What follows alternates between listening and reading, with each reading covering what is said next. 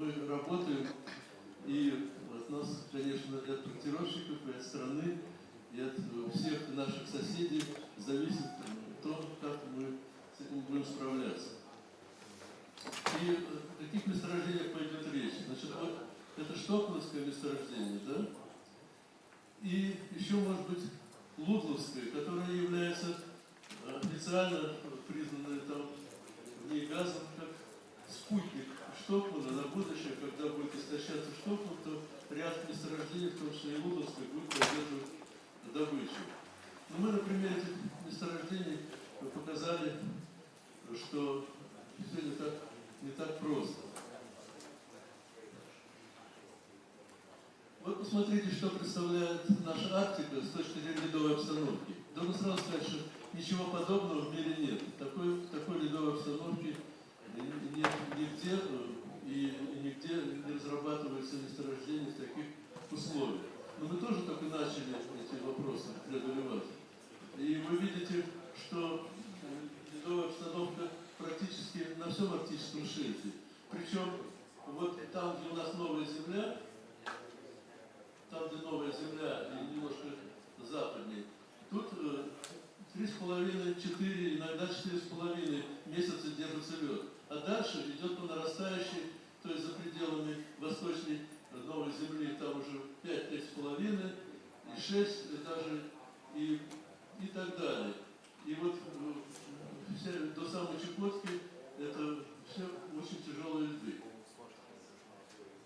Ну и к этому еще, может быть, относится каким-то образом и часть Сахалина. Вы смотрите, здесь внизу, в нижней части, да, кусочек Сахалина. Вы видите, что это тоже самая настоящая Арктика. И Охотское море в том числе.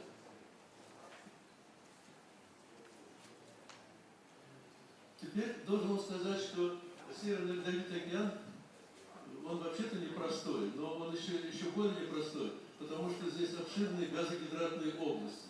То есть здесь имеется так называемая субмаринная криолитозона, в которой газ, который диффундирует из глубинных слоев, из магмы, метан, он не может быть в газообразном состоянии. Он превращается в твердое вещество, газовый гидрат, и должен сказать, что подсчитали запасы Арктики, это не только мы, это весь мир считал, прежде всего Америка и Япония, что эти запасы на порядок превышают все запасы газа мировые, которые имеются. То есть, конечно, это когда-то, может быть, будет использоваться в целях получения энергии, но вот, как я вам покажу, что на самом деле сейчас лучше бы это не трогать, если нет достаточно серьезных технологий, которые защищают от всех сложностей, которые могут здесь возникнуть. Ну и вот здесь вы видите Штокманское месторождение. Вот оно, да? В этой зоне находится. И природное месторождение в какой-то мере находится в этой зоне. Ну и ряд других месторождений. И вот с чем связано наличие газовых гидратов в придонных слоях Северного Ледовитого океана, частью которого является Баренцево море. Вот посмотрите, мы имеем такую геотерму в Баренцевом море. То есть средняя температура в Баренцевом море плюс 4. Вы видите, это море, можно сказать, ледяное, да? Но вот по мере того, как мы опускаемся в большие глубины, у нас идет уменьшение температуры. Уменьшение до минус 1,5, минус 1 где-то примерно. Вот в такой вот зоне, где уже дно моря, да? Минус 1,5, минус 2 градуса. То есть у нас дно моря, можно сказать, заморожено. Но потом постепенно начинается повышение температуры. А вот это равновесное гидратообразование. И вот эта зона, это такая зона, в которой газ не может быть газообразным. Он в твердом состоянии. И вот теперь посмотрите, значит, вот это дно моря, еще раз посмотрим, да? И на этом дне будут стоять многочисленные сооружения, и трубопроводы, и что хотите, и все оно, так сказать, заражено газовыми гидратами. Зона стабильности гидрата опускается примерно 200 метров под дном моря. Ну и сложности при никакие возникают. Мы об этом еще поговорим, но я надеюсь, что вы поняли, что эта природа так распорядилась, и тут мы не в силах ее изменить в лучшую сторону.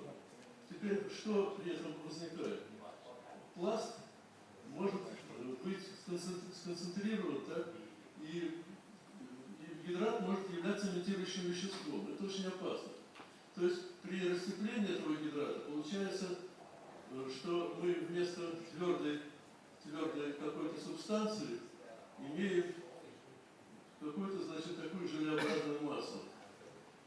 И такая масса не будет держать ни скважины, ни стволы скважин, ни какие-либо сооружения, которые будут входить в эту зону.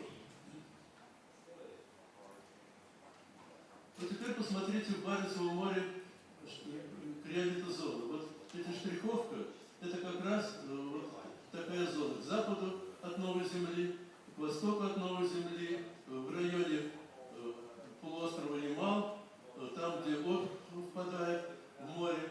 В общем, температурные условия предполагают, что там газ будет в газогидратном состоянии в придонных слоях. Ну и теперь посмотрите, что если мы себе представим, что скважины являются тепловыми трубами, что естественно, потому что в самом месторождении газ имеет значительно более высокую температуру. И согласно последнему проекту НИИ-газа, скважины будут представлять собой довольно мощные трубы диаметром там чуть не 8 дюймов, то вот такие трубы, конечно, будут расщеплять вокруг себя вот эту газогидратную среду.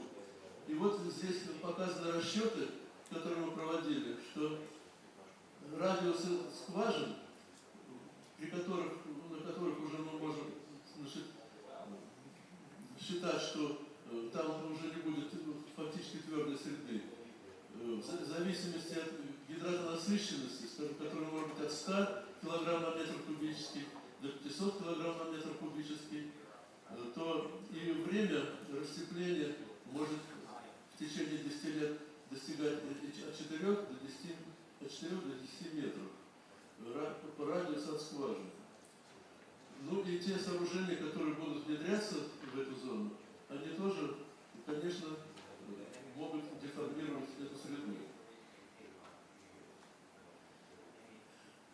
Значит, вы еще в одном из своих первых проектов, который был, значит, защищался в Росшефе в 1994 году, мы предусматривали принципиальную схему способа изоляции стволов скважин с учетом ледяного моря. То есть предусматривали, что здесь может быть циркуляция этой воды ледяной. Она, поскольку она тяжелая, она должна уходить в более теплые слои, там нагреваться и подниматься вверх, и таким образом должна была осуществляться конвекционное охлаждение трубы. Но расчеты показали, что этого надолго не хватает.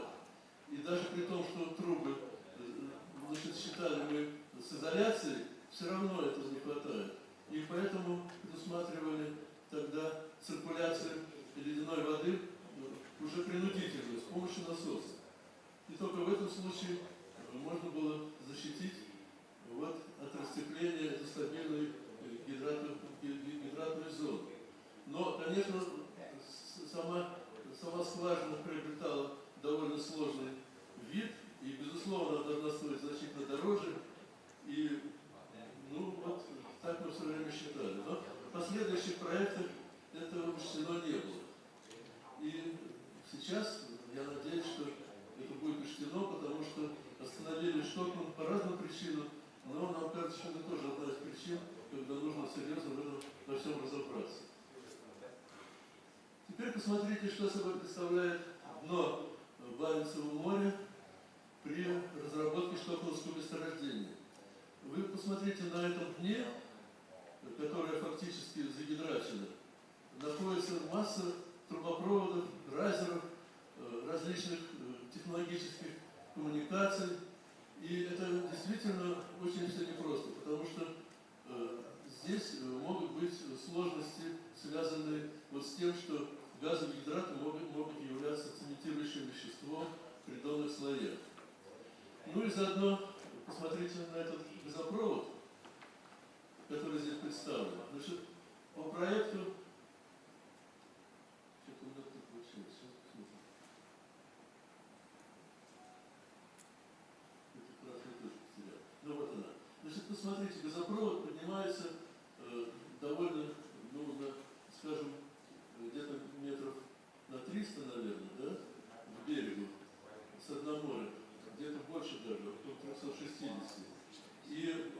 Но Баренцево море является горной страной. И по проекту не предусматривались предыдущие компрессорные станции, по крайней мере, до последнего времени. Хотя разговор о том, что предыдущая компрессора здесь должна быть, они ведутся давно, но факт то, что пока такого проекта нет. И теперь вы представляете себе подачу газа на 600 километров вот с таким профилем газопровода.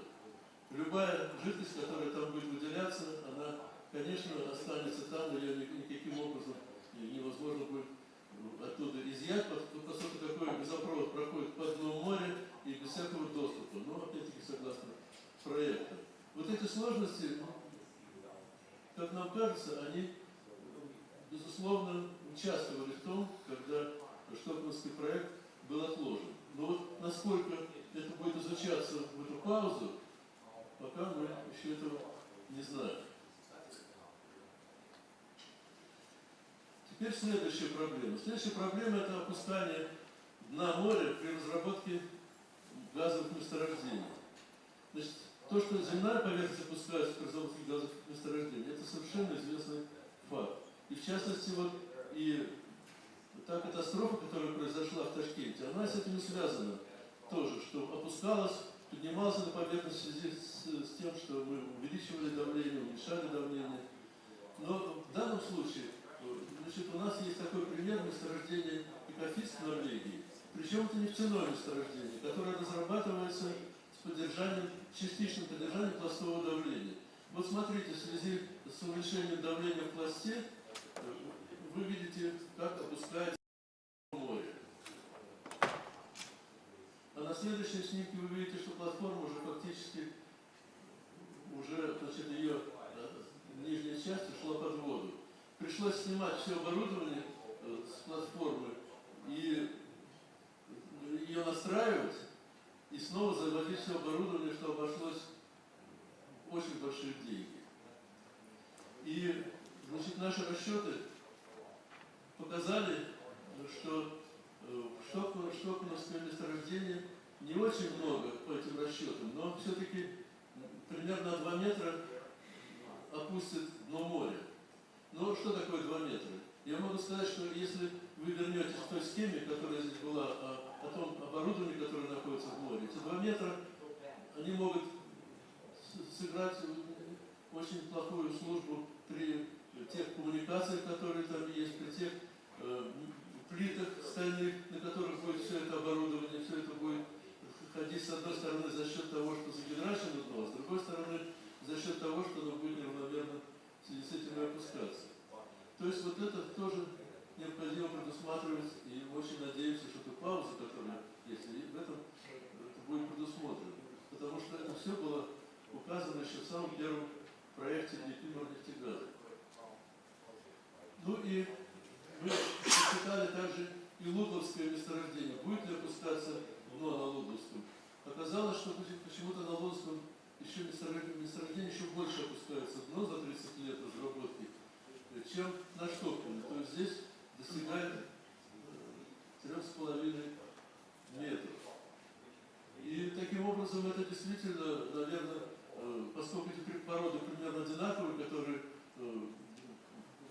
складывают вот покрышку месторождения, то это тоже все необходимо будет учитывать. Ну и выводы такие, что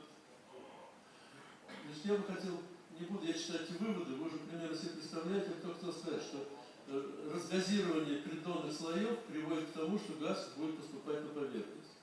Раз будет поступать на поверхность, то в принципе ни одно судно не сможет подойти сюда, потому что оно просто потеряет плавучесть. Это совершенно очевидно, и вот это нужно очень учитывать. А теперь второе. Вот я еще вернусь к этой схеме. Сейчас, вот к этой схеме. Вот посмотрите, сейчас такой проект, что предусматривает гигантские технологические суда ФПСО, как платформы, на которых будет проводиться весь комплекс подготовки транспорта, газа и даже, значит, жизнь персонала и все это. И это в такой зоне, через которую проходят айсберги. Причем в последнее время они проходят более интенсивно, может быть, из-за того, что температура растет, общая, так сказать, мировая. И теперь смотрите, как можно защитить от айсберга такое гигантское судно. Фактически никак. Но говорят, что мы поставим его носом к айсбергу. Ну, тоже все трудно сказать. Потом говорят, ладно, мы, значит, его отстегнем и пропустим, а потом, значит, и снова присоединем ко всей этой системе. Теперь представьте себе, что все эти скважины, все эти коммуникации находятся под давлением и в присутствии газа. Что будет с газом, который находится в этой криолитозоне, в ледяном море? Естественно, образуются гидраты. Если гидраты образуются в стволах скважин, то с ними ничего вы не сделаете, абсолютно никак не разогреете в таком ледяном море. Что касается коммуникаций, то же самое. Теперь газопровод. Газопровод вы тоже должны остановить. Мне говорят, нет, мы выпустим весь газ, и тогда не будет гидратов. Но вы теперь представляете, что такое эти скважины 8-дюймовые выпускать газ, и это будет на весь мир такой фейерверк, не говоря о газопроводе 600-километровом и большого диаметра. То есть вот эти вопросы тоже не решены. И я считаю, что совершенно справедливо, что отложено